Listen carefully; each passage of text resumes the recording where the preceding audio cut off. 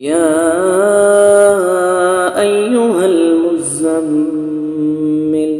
قم الليل إلا قليلا نصفه أو انقص منه قليلا أو زد عليه ورتل القرآن ترتيلا إنا سنلقي عليك قولا ثقيلا إن ناشئة الليل هي أشد وطئا وأقوم قيلا إن لك في النهار سبحا طويلا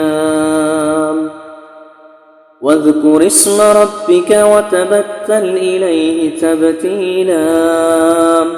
رب المشرق والمغرب لا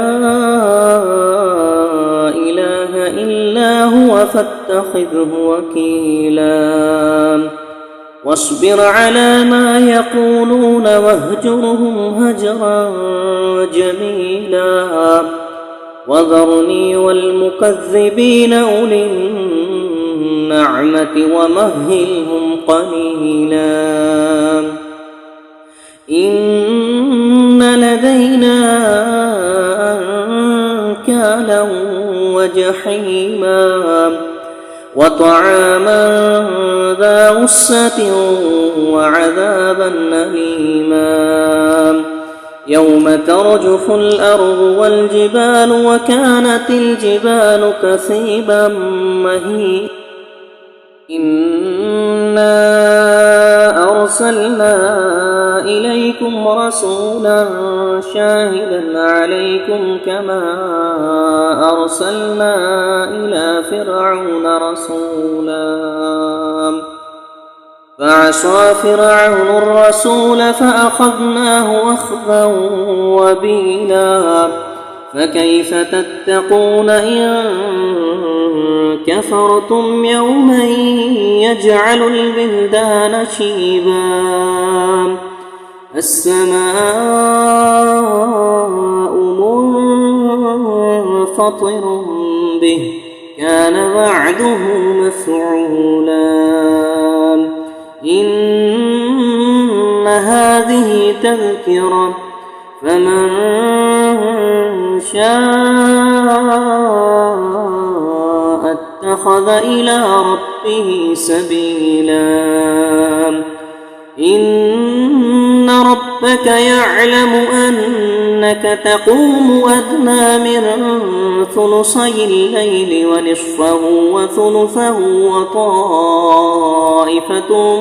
من الذين معك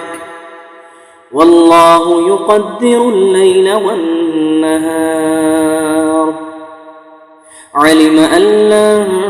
تحصوه فتاب عليكم فاقرؤوا ما تيسر من القرآن علم أن سيكون منكم مرضى وآخرون يضربون في الأرض يبتغون من فضل الله وآخرون يقاتلون في سبيل الله فاقرؤوا ما تيسر منه أقيموا الصلاة وآتوا الزكاة وأقرضوا الله قرضا حسنا وما تقدموا لأنفسكم من خير تجدوه عند الله هو خيرا وأعظم أجرا واستغفروا الله إن الله غفور رحيم صدق الله العظيم.